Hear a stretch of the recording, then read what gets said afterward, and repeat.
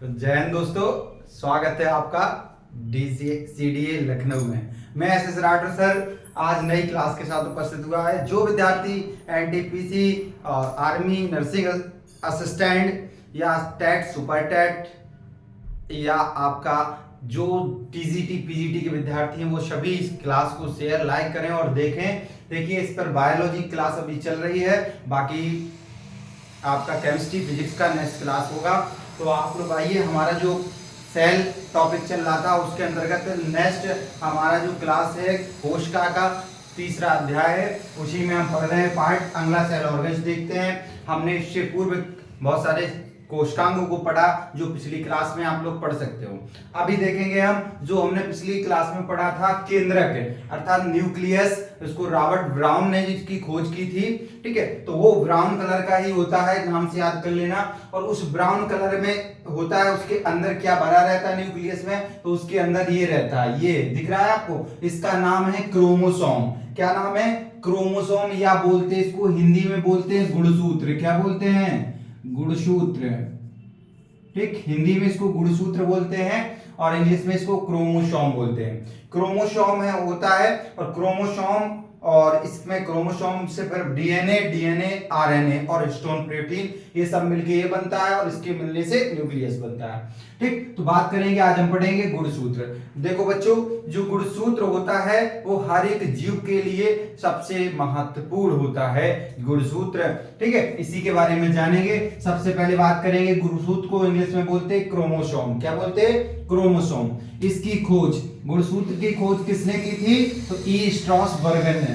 गुणसूत्र की खोज ई स्ट्रॉसबर्गर ने की। गुणसूत्र की खोज ई स्ट्रॉसबर्गर ने की। इसका जो गुणसूत्र का नाम क्रोमोसोम वाल्डेयर ने दिया था। किसने? वाल्डेयर ने दिया था क्रोमोसोम नाम। पूछा जाएगा गुणसूत्र का क्रोमोसोम नाम किसने दिया? वाल्डेयर ने दिया। नेक्स्ट है आपका मॉडल। तो गुणसूत्र का जो मॉडल है वो किसने दिया था? तो डियोग्राम। ठीक है, आपका है मतलब जो है मॉडल जो है बनाया गया है, इसको बोला जाता है एडियोग्राम। क्या बोलते हैं? एडियोग्राम। जैसे कोशिका का अध्ययन हिस्टोलॉजी का, कोशिका का अध्ययन साइटोलॉजी और ऊतकों का अध्ययन हिस्टोलॉजी कहलाता है, वैसे ही जो आपका क्रोमोसोम होता है इसका मॉडल जब बनता है तो उसे इडियोग्राम कहते हैं। वेरी इंपॉर्टेंट है कि गुणसूत्र का मॉडल को क्या कहते हैं? तो इडियोग्राम। इसको इडियोग्राम पर बनाया जाता है। और इसका आपका बात करेंगे कि क्रोमोसोम जो होती है उसमें आपका पूछा जाए कि क्रोमोसोम की संख्या। ठीक है, तो कई जीव हैं उनमें अलग अलग संख्या में क्रोमोसोम होते हैं, और वही जीव की जाति का निर्धारण करते हैं। ठीक है, जीव की जो जाति है उसका स्ट्रक्चर है, जैसे मैं हूं, मनुष्य है, उसमें नाक ऐसी होगी जिसमें 2 छेद होंगे, है ना, 2 होंगे। कभी कभी किसी किसी में क्या है, जिस 2 हाथ हो गए, किसी के ये आपके राइट हैंड में 5 हैं, किसी के में 5 इसमें है, किसी किसी की छठवीं निकल आती है। तो निकल आती है तो क्यों निकल आती है? क्योंकि इसमें कुछ ना कुछ तो खराबी आती होगी जब छठवीं निकलती है ना। तो यही कारण है कि इसी के कारण ये डिपेंड करता है हर एक जीव। आपने देखा होगा है जो केले खाते हैं, बनाना होता ना, तो बनाना में भी देखा होता है एक जॉइंट बनाना आ जाता है, कहीं ना कहीं आ जाता है। तो उसको 8 काउंटिंग जब करते हैं तो जो 12 संख्या में मिलते हैं, 1 दर्जन, 1 दर्जन में हम लोग देखते हैं कि उसमें से जो डबल वाला जॉइंट हो उससे कहेंगे इसको 1 ही काउंट करना, और हमें 2 के बराबर फल मिल जाता है ना। सभी लोग करते हैं। ठीक, तो ये सब चीजें हैं, तो उसमें कारण यही है। बनाना में जब भी देखना उसको जॉइंट, तो कुछ सोचना इसका क्रोमोसोम कहीं ना कहीं डिस्टर्ब हो गया है। ठीक है, ध्यान रखना। चलिए बात करते हैं हम सबसे कम जो है गुणसूत्र की संख्या किसमें है? सबसे कम गुणसूत्र की संख्या। ठीक है, तो जो आपका है गुणसूत्र, यहां देखेंगे हम सबसे कम गुणसूत्र की संख्या किसमें होती है? तो एस्केरिस में। ध्यान रखना, एस्केरिस एक जीव है और उसमें आपकी गुणसूत्र की संख्या सबसे कम होती है। कितनी होती? 2 होती। मात्र 2 ही गुणसूत्र होते हैं किसमें? एस्केरिस में। ठीक, बात करेंगे हम सबसे अधिक जो है गुणसूत्र की संख्या किसमें होती है? तो होती ओलाकेनिया में। एक जीव ये भी है, इसमें लगभग 1300 से लेके 1500 गुणसूत्र होते हैं, क्रोमोसोम होते हैं। ठीक है, तो 1500 से लेके आपका 1300 से 1500 क्रोमोसोम किसमें होते हैं? ओलाकेनिया में, एक भी जीव है। बात करेंगे हम मनुष्य में। ठीक है, मनुष्य की बात करते हैं। मनुष्य, ठीक है, मनुष्य में इसकी संख्या कितनी होती है? 23 जोड़ा। कितना होता है? 23 जोड़ा मतलब जोड़ी में होते हैं, जैसे एक यहाँ से इस प्रकार जोड़ी में लगे होते हैं। 23 जोड़ा होता है। संख्या में देखा जाए तो संख्या कितनी होगी 46। ठीक है, मनुष्य में कितने गुणसूत्र होते हैं 46 और में कितने जोड़ी होते हैं 23 जोड़ी। बात करेंगे मनुष्य में तो इतने होते हैं। जैसे अब इसमें आपका 2 प्रकार के होते हैं गुणसूत्र। कितने प्रकार के होते हैं तो 2 प्रकार, टाइप ऑफ क्रोमोसोम। ठीक है, type of chromosome. Type of chromosome में देखें तो ये 2 प्रकार के होते हैं। ठीक है, 2 प्रकार के होते हैं। एक नंबर एक होते हैं आपके कायकीय गुणसूत्र, इंग्लिश में बोलते हैं इनको सोमैटो क्रोमोसोम। ठीक है, इसमें बोलते हैं सोमैटो, क्या बोलते हैं सोमैटो क्रोमोसोम। ठीक, सोमैटो क्रोमोसोम। और इसके दूसरे नंबर का, पहला नंबर कायकीय हो गया, दूसरा हो गया लिंग गुणसूत्र।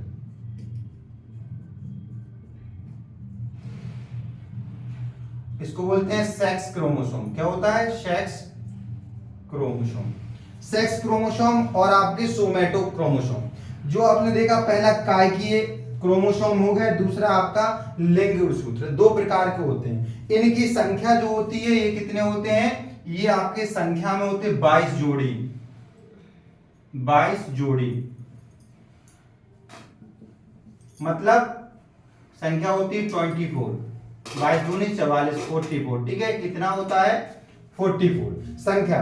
लेकिन आपका बात करें लिंग गुणसूत्र तो 1 जोड़ी होता है। कितना होता है 1 जोड़ी। जोड़ा में होंगे तो संख्या में 2 होंगे। क्या होते हैं संख्या में 2 होते हैं लिंग गुणसूत्र। अब बात करते हैं, ये देखिए हमने 2 प्रकार के बताए, यहीं से लिंग का निर्धारण होता है। जब जैसे कि बच्चा जो भ्रूण बना है, भ्रूण के बाद वो मेल होगा या फीमेल होगा, इसका निर्धारण यही गुणसूत्र करते हैं। वो भी कौन से लिंग गुणसूत्र।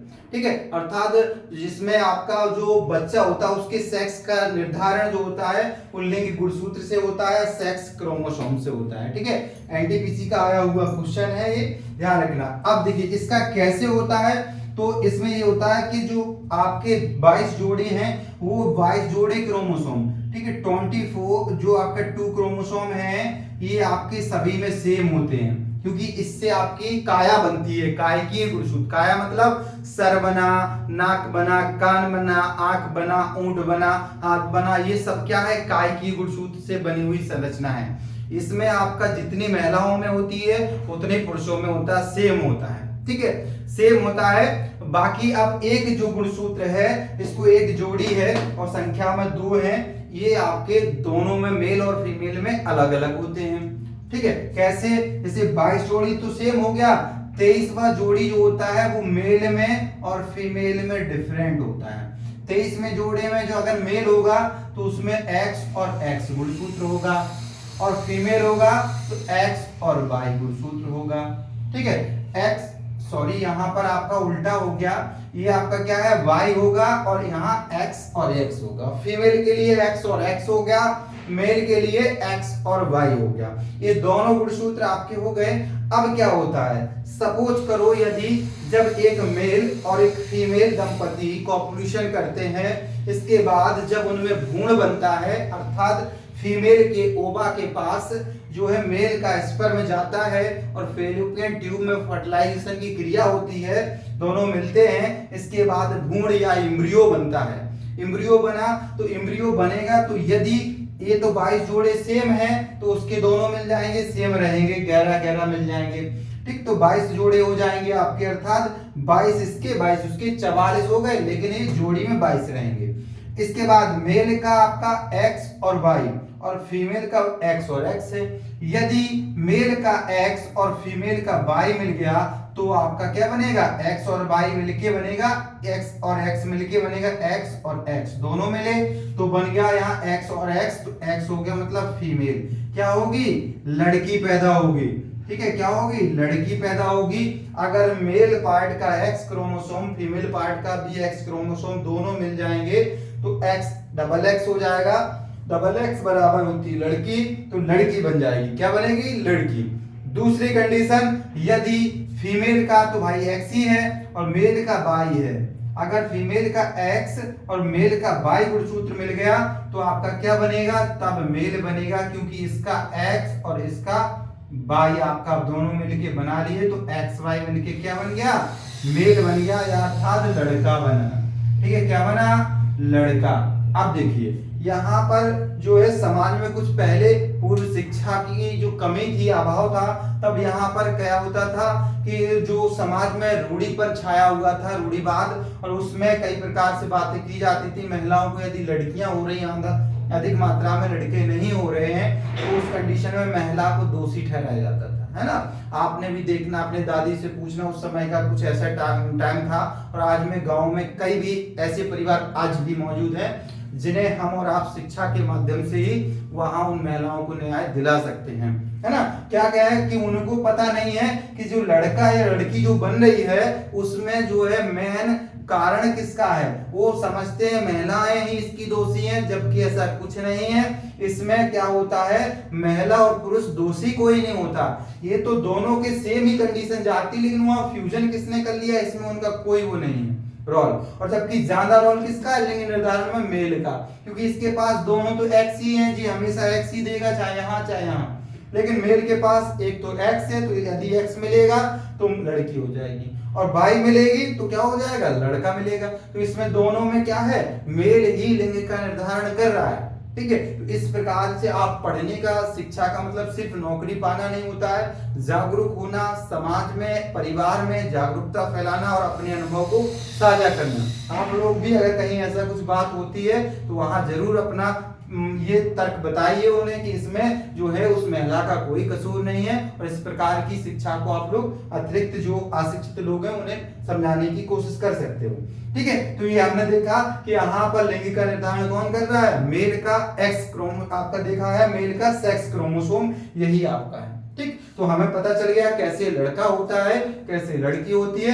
आई होप आप लोग निकाल लोगे। नेक्स्ट वीडियो में जो हम क्वेश्चन श्रृंखला लाएंगे उसमें आंसर करना होगा। सभी क्वेश्चन हमने एक श्रृंखला में आपको देंगे, जितना 4 पार्ट बताए कोर्स का के, वो सभी क्वेश्चन 50 क्वेश्चनों का साइड लेके आएंगे हम। ठीक है, उसको आपको ध्यान से पढ़ना है, इसको नोट करना है। तो हमने देख लिया गुणसूत्र के बारे में। अब देखिए गुणसूत्र जो होता है या क्रोमोसोम होता है, उसमें क्रोमोसोम जी आप देख रहे हो ना, ये दिख रहा है, ये दिख रहा है। तो क्रोमोसोम के अंदर क्या भरा रहता है, तो इसके अंदर देखो नंबर 1 डीएनए होता है, ठीक है, नंबर 2 आरएनए होता है, और नंबर 3 हिस्टोन प्रोटीन होता है। क्या होता है, हिस्टोन प्रोटीन, हिस्टोन प्रोटीन, ठीक है, प्रोटीन होती है, ठीक, हिस्टोन प्रोटीन होती है। डीएनए, आरएनए और हिस्टोन प्रोटीन, ये तीनों मिलके किसका निर्माण करती हैं, ये क्रोमोसोम को बनाती हैं। तो ध्यान रखना क्रोमोसोम को कौन बनाता है, तो डीएनए, आरएनए और हिस्टोन प्रोटीन। ठीक है, ध्यान रखना। आप लोग एक क्वेश्चन का जवाब दोगे जो हम पिछले क्लास में पढ़ा चुके हैं, कि आपको ये बताना है कि न्यूक्लियस या केंद्रक या क्रोमोसोम के अतिरिक्त किस कोशिकांग में डीएनए पाया जाता है। इनको छोड़ के किस कोशिकांग में डीएनए पाया जाता है, ये कमेंट्स में लिखना। यदि आपने पिछली क्लास के हमसे देख रहे होगे तो आपके पास उत्तर होगा इसका। ठीक है, चलिए नेक्स्ट आते हैं हम लोग। अब इसके बारे में पढ़ेंगे कि डीएनए क्या है, आरएनए क्या है, और साथ में इनको चिपकाने के लिए हिस्टोन प्रोटीन लगी रहती है। ठीक है, तो बेटा देखना, आपने ये श्रृंखला देखी है ना, ये क्या है, गुणसूत्र है। ठीक है, गुणसूत्र जब आपको कई भागों में ऐसे हम जैसे इसको गुणसूत्र को पकड़ के इसे खींच ले, क्या करें, इसकी एक चेन को पकड़ के इसे खींचे तो ऐसी ये स्प्रिंग की तरह खिंच जाएगी। खिंचा हुआ दिख रहा है, और जब खिंचा हुआ होगा तो इसका जब पार्ट देखेंगे तो 2 श्रृंखलाओं से मिलके एक कुंडली रूप की संरचना बनी रहती है, जिसको ही हम क्या बोलते हैं, इसको ही डीएनए बोलते हैं। क्या बोलते हैं, डीएनए बोलते हैं। ये आप देख रहे हो, ठीक, और डीएनए बोलते हैं। और डीएनए का एक खंड, डीएनए का एक खंड जो होता है उसको जीन कहा जाता है। ठीक है, जीन कहा जाता है। और किसी भी चीज को, जीव जंतु है उनकी मेन जो है जीन ही कोडिंग करता है। सबसे छोटी क्रियात्मक इकाई जो होती है जीन होती है, जिसमें क्या होता है, किसी भी जीव के कैरेक्टर छुपे रहते हैं या कोडेड रहते हैं। ठीक। और जीन के अंदर ही ये आपके हाइड्रोजन बॉन्ड लगे रहते हैं और इसमें कई प्रकार की शुगर ऐड रहती है और आपके जिसको हम नाइट्रोजन बेस के रूप में जानते हैं, ठीक है। ध्यान रखना शुगर और नाइट्रोजन बेस इसमें लगी रहती है। और यदि यही डीएनए क्या करे, एक श्रृंखला ऐसे ऐसे बना ले, मतलब एक श्रृंखला में, तो इसको हम बोलने लगते आरएनए। क्या बोलने लगते? आरएनए। जब इसकी दो श्रृंखलाएं हैं तो डीएनए है, और जब एक आपकी अकेली एक संरचना जैसी हो गई तो वो आरएनए हो गई, ठीक है। तो ध्यान रखना है, इसी के बारे में देखना है डीएनए।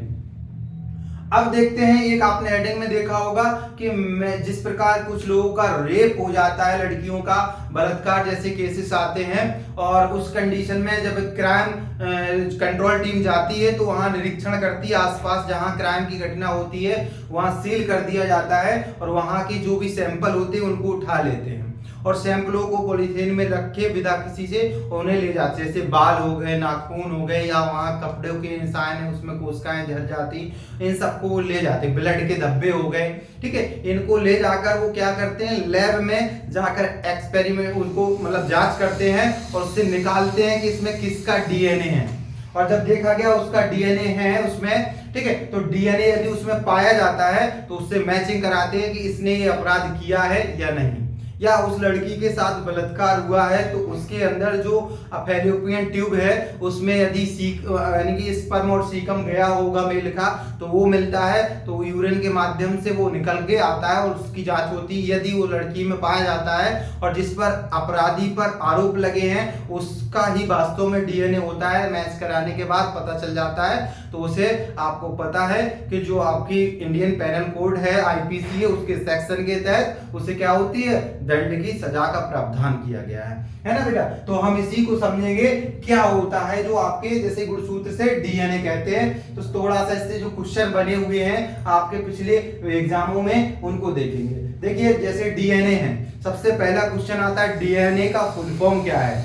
डीएनए को मतलब फुल फॉर्म क्या है, तो इसको डीऑक्सी राइबोज न्यूक्लिक एसिड, इसमें क्या है डीऑक्सी राइबोज न्यूक्लिक एसिड, जो आपका बेस होता है राइबोज न्यूक्लिक एसिड उसमें ये आपका क्या है डीऑक्सी फॉर्म में पाया जाता है, इसलिए इसका फुल फॉर्म होता है डीऑक्सी राइबोज न्यूक्लिक एसिड अर्थात डीएनए, ठीक है, डीऑक्सी राइबोज न्यूक्लिक एसिड, ठीक।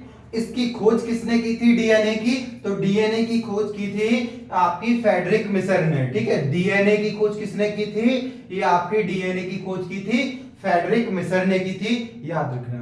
नेक्स्ट है डीएनए का मॉडल, जो हमने बताया द्विकुंडलीय मॉडल है, ये आपका दो कुंडली है, तो ये मॉडल किसने दिया था, तो डीएनए का मॉडल जो दिया था वाटसन एवं क्रिक ने, क्या दिया था, वाटसन एवं क्रिक वैज्ञानिक ने डीएनए का मॉडल दिया था। और इसके बाद एक क्वेश्चन और आता है कि कृत्रिम मॉडल, डीएनए का कृत्रिम जो आर्टिफिशियल मॉडल है वो किसने बनाया था, तो ये भारतीय वैज्ञानिक थे, इनका नाम था डॉक्टर हरगोविंद खुराना, और इन्होंने क्या दिया था, डीएनए का कृत्रिम मॉडल दिया था। बात करेंगे डीएनए का कृत्रिम मॉडल के लिए ही इन्हें नोबेल पुरस्कार भी दिया गया था। अभी तक 14 लोगों को नोबेल पुरस्कार भारतीय लोग हैं जिन्हें मिल चुका है, ठीक है। तो जिसमें से एक है हरगोविंद खुराना, इन्हें क्या हुआ था, चिकित्सा शास्त्र में डीएनए कृत्रिम डीएनए के लिए भारत की तरफ से इन्हें क्या मिला था, अर्थात डीएनए के लिए ही नोबेल पुरस्कार मिला था। बात करेंगे नेक्स्ट डीएनए फिंगरप्रिंटिंग, अर्थात डीएनए की जांच जो होती है वो आपकी उसकी खोज किसने की थी। डीएनए की जो फिंगरप्रिंटिंग बनती है जब क्राइम हो जाता है उसके फिंगरप्रिंट जो बने रहते हैं उसकी जांच के लिए जो प्रोसेस की थी वो किसने खोजी थी, तो एलन जेफरन थे, इन्होंने डीएनए फिंगरप्रिंटिंग की खोज की। वेरी इंपॉर्टेंट है, डीएनए फिंगरप्रिंटिंग की खोज किसने की, एलन जेफरन ने की, वेरी इंपॉर्टेंट। बात करेंगे भारत में डीएनए की जांच कहां पर होती है, इसके लिए लैब कहां बनाई गई है, तो डीएनए की जांच के लिए लैब जो बनी हुई है वो है हैदराबाद में, वेरी इंपॉर्टेंट, ठीक है। भारत में डीएनए की जांच के लिए कहां लैब बनाई गई, हैदराबाद में बनाई गई है। आपको ध्यान रखना है अगर कोई भी क्राइम घटना होती है तो डीएनए के सैंपल जस्टिफाई होने के लिए पहले लैब में हैदराबाद जाते हैं, वहां से रिपोर्ट आकर फिर आपकी जो है सीआईडी या पुलिस जांच करती है इसकी, ठीक है। तो ध्यान रखना भारत में इसके लिए डीएनए फिंगरप्रिंटिंग की जांच के लिए लैब हैदराबाद में है और इसकी जो है फिंगरप्रिंटिंग की खोज एलेक्स जेफरन ने की थी। बात किया जाए कि जो डीएनए होता है, डीएनए के अंदर होता क्या है, तो डीएनए में एक तो शुगर होती है और नाइट्रोजन बेस होता है, दो चीजें होती हैं, शुगर होती है, नाइट्रोजन बेस होता है। ठीक, तो बात करेंगे शुगर तो ठीक है, वो आपका शुगर कंपाउंड हो गई, लेकिन ये नाइट्रोजन बेस है, यही आपका क्या करता है, मुख्य रोल निभाता है। ठीक, नाइट्रोजन बेस जो होता है वो 4 प्रकार का होता है डीएनए में। कैसा होता है, 4 प्रकार का। नंबर 1 होता है एडेनिन। क्या होता है, एडेनिन बोलते हैं हम, एडेनिन। ठीक, एडेनिन। दूसरा होता है ग्वानिन, ग्वानिन, साइटोसिन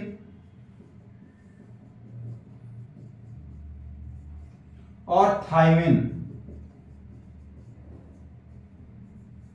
देखिए पिछली बार जो एनटीपीसी का एग्जाम हुआ था उसमें क्वेश्चन आया था कि डीएनए में निम्नलिखित में से कौन सा जो है बेस नहीं पाया जाता है।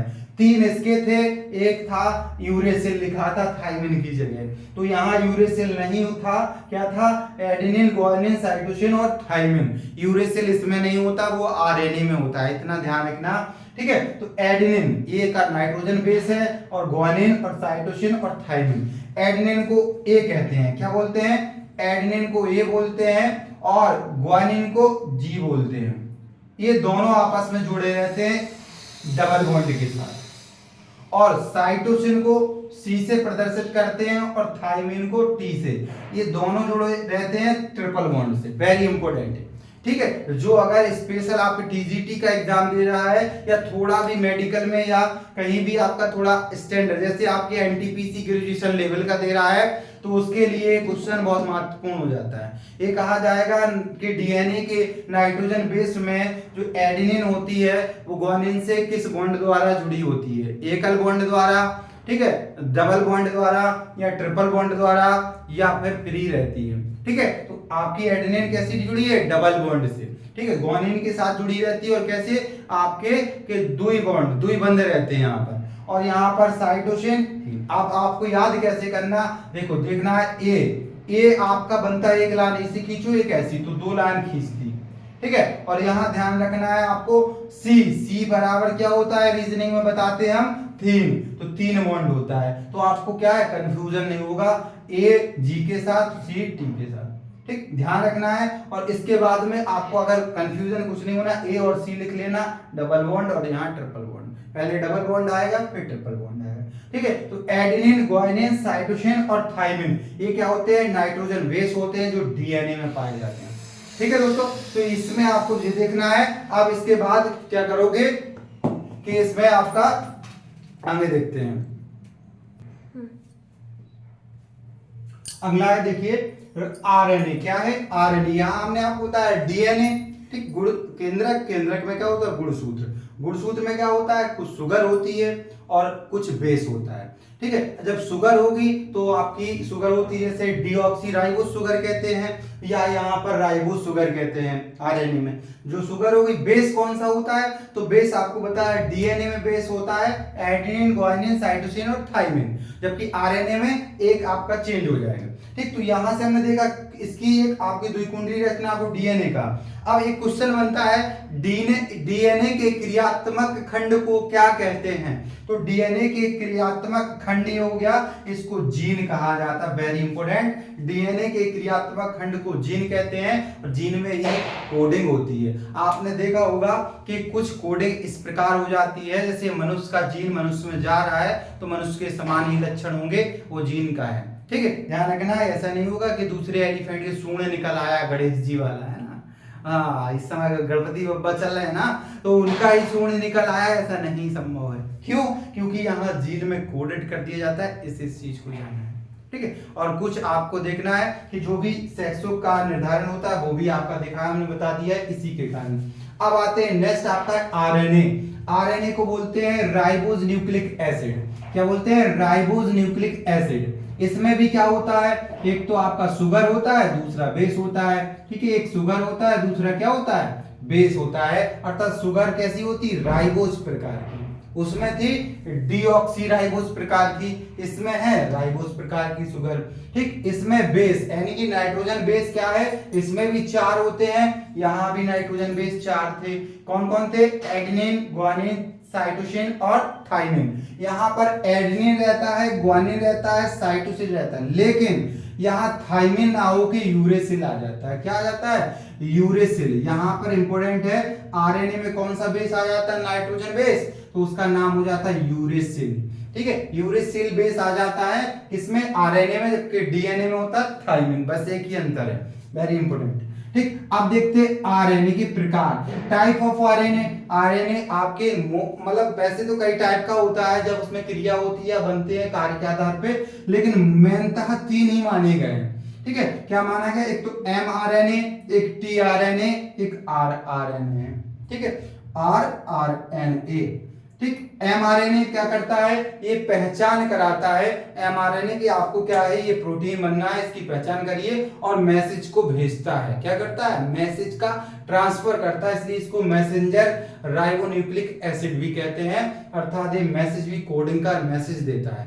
ठीक, दूसरा है टीआरएनए, ये क्या करता है, ट्रांसफर आरएनए है, ट्रांसफर करता है, ट्रांसपोर्टेशन का काम करता है, तो इसको हम बोलते हैं परिवहन करने का कार्य करता है। ये क्या करता है, टीआरएनए, ये परिवहन करने का काम करता है, सामान को ट्रांसफर करता है यहां से यहां। एक होता है आर आरएनए, ये क्या करता है, राइबोसोमल राइबोन्यूक्लिक एसिड होता है, अर्थात राइबोसोम हमने बताया था, उसे प्रोटीन की फैक्ट्री कहते हैं, तो ये निर्माण करता है किसका, प्रोटीन का। तो अर्थात कह सकते हैं आरएनए का मुख्य कार्य क्या है, आरएनए का कार्य जो है प्रोटीन का संश्लेषण करना, प्रोटीन बनाना। आरएनए से क्या बनती है, प्रोटीन बनती है।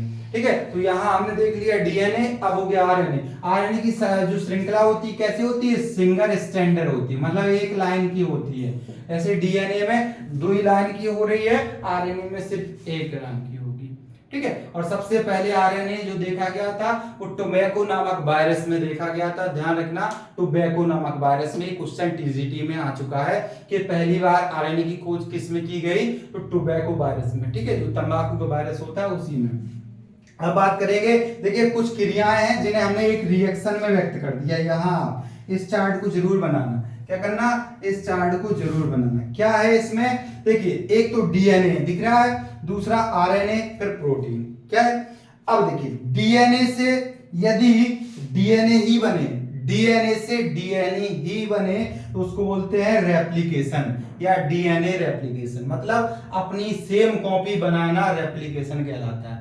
अगर डीएनए अपने ही तरह एक डीएनए का और बड़ा निर्माण कर दे तो उसको क्या बोलेंगे, रेप्लिकेशन, डीएनए रेप्लिकेशन। ठीक, दूसरी बात, यदि डीएनए से आरएनए बन जाए, मतलब डीएनए की दोनों श्रृंखलाएं अलग हो जाएं और सिंगल श्रृंखला बन जाएगी तो आरएनए कहलाएगा। तो डीएनए से आरएनए बनेगा तो इसको क्या बोलेंगे, इसको बोलेंगे ट्रांसक्रिप्शन। क्या बोलेंगे, ट्रांसक्रिप्शन। ट्रांसक्रिप्शन मतलब टूट गया है।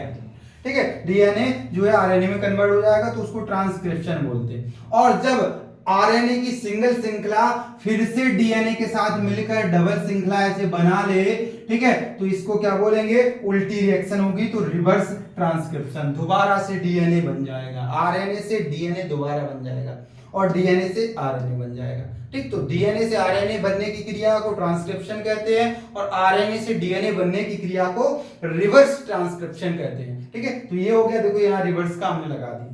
अब कहते हैं जब आरएनए बन गया, देखिए आरएनए बन चुका है और आरएनए से फिर क्या होता है, प्रोटीन का निर्माण होता है। बताया, आरएनए से प्रोटीन का निर्माण होता है। ठीक है, और आरएनए किस में पाया जाता है, राइबोसोम में। तो वहां क्या होता है, आरएनए से प्रोटीन का निर्माण हो रहा है, इस क्रिया को बोलते हैं ट्रांसलेशन। क्या बोलते हैं, ट्रांसलेशन। लेकिन इसके बाद प्रोटीन से फिर से आरएनए नहीं बन सकता, इसलिए यहाँ रिवर्स का साइन नहीं दिखाया गया। यहाँ आप देख सकते हो आरएनए से क्या बन रहा है, प्रोटीन बन रहा है। ये आपको दिखाया गया है, ट्रांसक्रिप्शन की क्रिया कहलाती है। आरएनए से प्रोटीन बनने की क्रिया को ट्रांसक्रिप्शन कहते हैं। ठीक है बेटा, तो ये हमने आपको 4 क्रियाएं बताई। रेप्लिकेशन में डीएनए से डीएनए बनता है, ट्रांसक्रिप्शन में आपका डीएनए से आरएनए बनता है, रिवर्स ट्रांसक्रिप्शन में आपका क्या बनता है, आरएनए से फिर से डीएनए बनता है, और आपका ट्रांसलेशन में आरएनए से प्रोटीन बनती है। ठीक है, 4 क्रियाएं हैं, ये बार बार पूछी जाती एग्जाम में, याद कर लेना, शॉर्ट कटना, ठीक है।